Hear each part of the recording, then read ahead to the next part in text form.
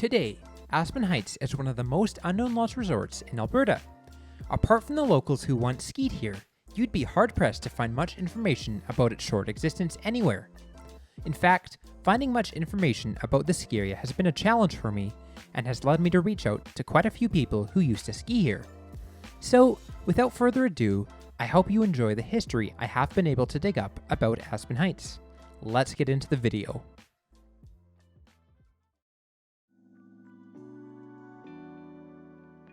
A ski area outside the town of Hardisty was the dream of Leroy Holt, a longtime resident of the town. There had been a previous ski hill in Hardisty, which had operated with a rope tow on the riverbank. As information about this hill is next to impossible to come by, I have no further information about it. Anyway, Leroy Holt had a vision: construct his own resort south of the town of Hardisty. In 1988, an opportunity arose for Leroy Holt to buy a used double chairlift. This chairlift came from Fernie Ski Resort in British Columbia as they were retiring their old Grizz chair. The Grizz chair was initially installed at Fernie in 1978 and was Fernie's first double chairlift. Just a year after it opened, an avalanche took out two of the lift's towers. The following season, the lift was repaired, with the lattice towers being replaced with avalanche-resistant concrete blocks.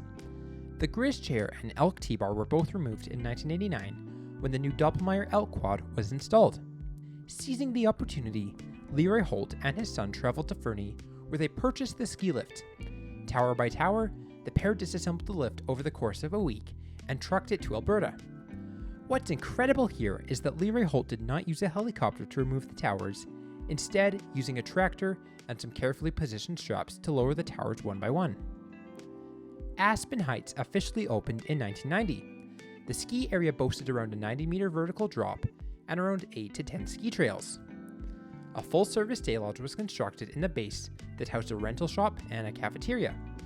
Additionally, the Holts constructed a house next to the day lodge for themselves to live in. While Aspen Heights saw some success with the local population skiing there, the ski area did virtually no marketing of any kind. This was an issue as not many people knew the ski hill even existed. Nonetheless, the Holts kept Aspen Heights running throughout the entire 1990s. Another big issue the ski area faced was water rights.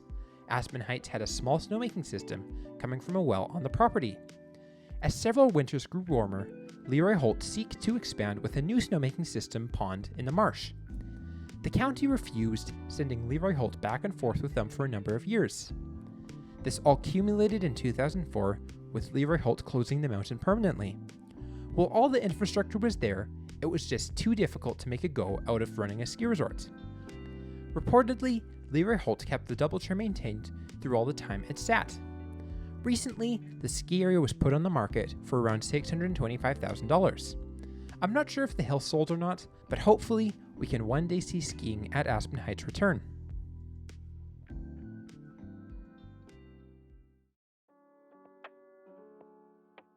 Aspen Heights was not a big ski area by any stretch. However, in an area that is quite deprived of any ski areas, Aspen Heights was a respectable mountain. Apart from Drumheller Valley, it boasted one of the only chairlifts in the eastern prairie region of Alberta. The resort lies along a creek bed around 20 minutes south of the town of Hardisty. Almost the entire road is gravel. The base area of Aspen Heights consists of a private residence, a day lodge, and a mechanic shop. It looks like there was a small parking lot just north of the house. The ski area had a vertical drop of around 90 meters, with the double chairlift having a length of just over 500 meters. From satellite imagery, there looks like there was a small beginner rope tow that serviced a green run. This would make sense, as it would provide the beginner with a true learning slope separate from the rest of the mountain. The chairlift services practically every run on the mountain. Coming off the top, from the looker's left, there were around 3 runs. There were no trees in this section of the mountain, with the ski runs being cut out of the brush to distinguish them. These 2 green runs provided an easy wide slope for the beginner skier to practice their skills. Closer to the chairlift, there was what I presume would have been a blue run. The top half of the mountain is much steeper than the bottom half. From what I can make out, there were probably around 2 to 3 black trails on the mountain. These trails were not at all long, and were probably not that difficult. Following the property border, there was another long green run that snakes its way around the black runs. What makes Aspen Heights super unique is the super pipe on the lower half of the mountain. The super pipe took the majority of the lower mountain terrain and is still clearly visible even 20 years after the mountain closed. Finally, there was a green run that snakes down through a patch of trees past the maintenance shop before winding the skier down the mountain. Overall, it looks to be a very nice ski hill for the prairies that offered a little bit of everything.